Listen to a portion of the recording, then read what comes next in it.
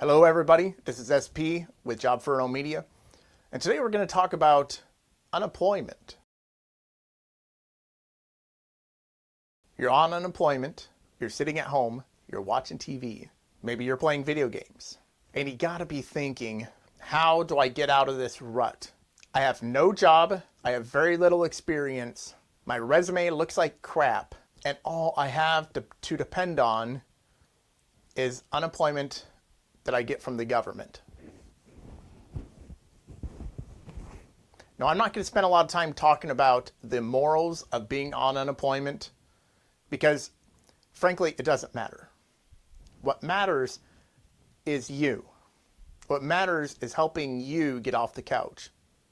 And I say this because the longer you spend on the couch, the longer it's going to take you to get out of poverty. Now, you may not be thinking, I'm in poverty. You may not think I'm impoverished. You may think this is perfectly normal. And I'll tell you, it is, but it doesn't have to be. It doesn't have to be normal. I spent 10 years of my life after we bought a house. We bought a house. We couldn't afford it. We shouldn't have had the house. But my wife and I, we worked hard. We were able to keep the house. But for 5 of those years, we could not pay for food. For 5 of those years, we had to borrow money to pay for fuel. We had already maxed out all of our credit cards. We could not get another credit card. We were borrowing money from family just so we could get to work, just so we could feed the kids. During Christmas and birthdays, my family and others would say, what do you want for a gift? What do you want for Christmas? And I would say, I want a Menards gift card.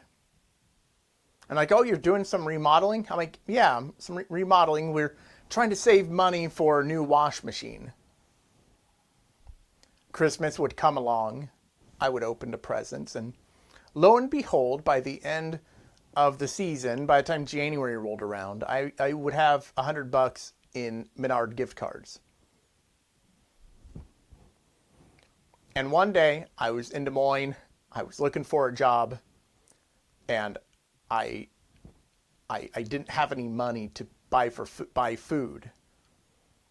My son called me and said, "Hey, Dad, we're out of milk. We need milk."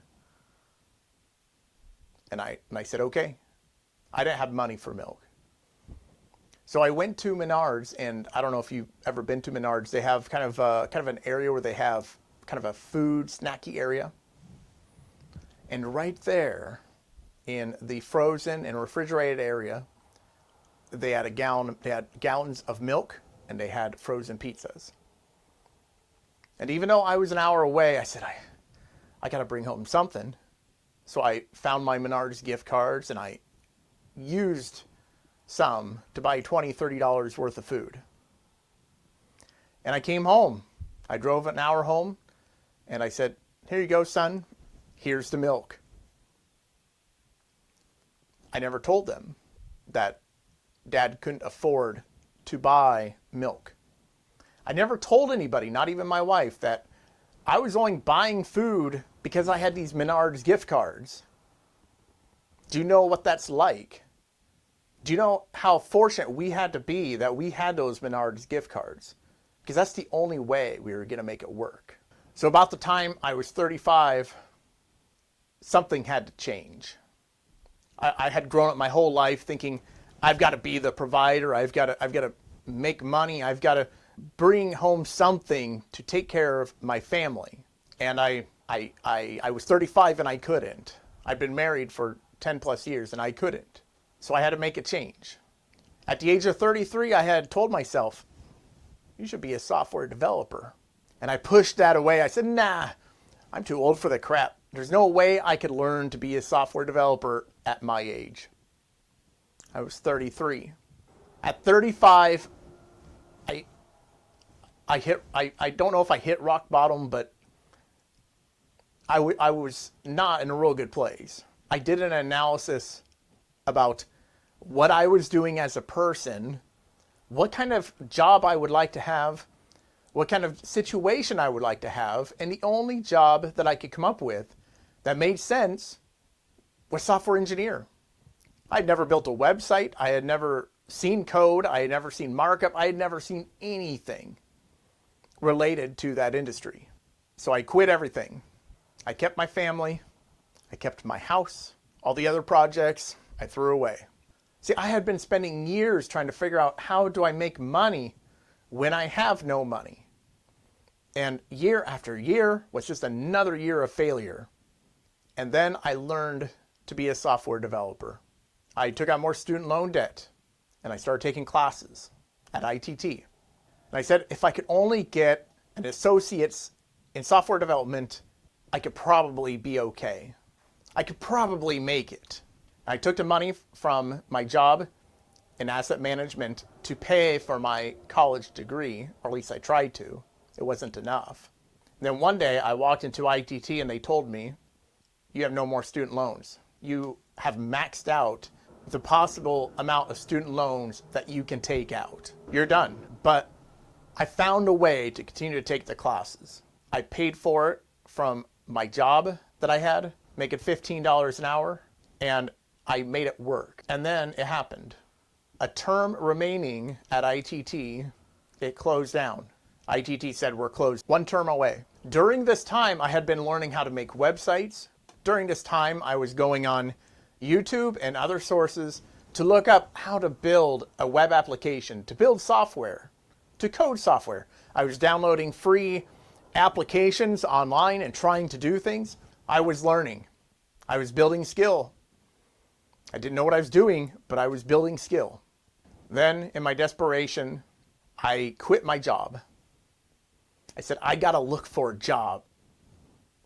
I gotta look for a software development job. I can't keep working this job an hour away and get nothing or very little back from it.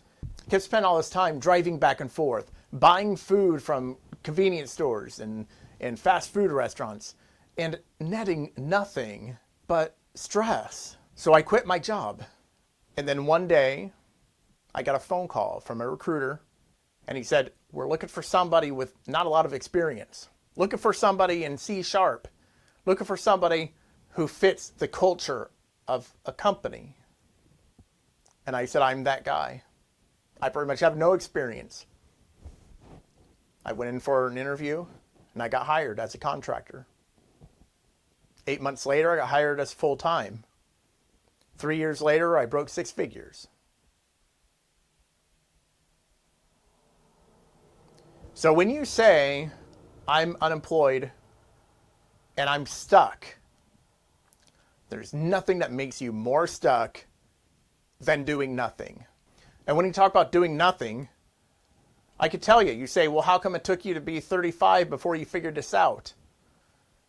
It's because I stood around and did nothing. I did nothing for years. When I was 17,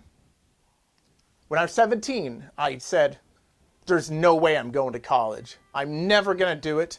Never, ever not going to college. I took the ACT and did really poorly. I'm not going to college. Not going to do it. There was a problem, though. I had spent all those years sitting playing video games, not doing anything else. And when you sit there and play video games, it turns out you're not really learning a whole lot. You're not building skill, and you're not growing. That was my life. I did nothing until I was 21. I felt like I was staring at a barren intersection. I had no direction to go. I couldn't go left. There was no promise there. I couldn't go straight. There was no promise there. I couldn't go right. There was no promise there. There was nothing.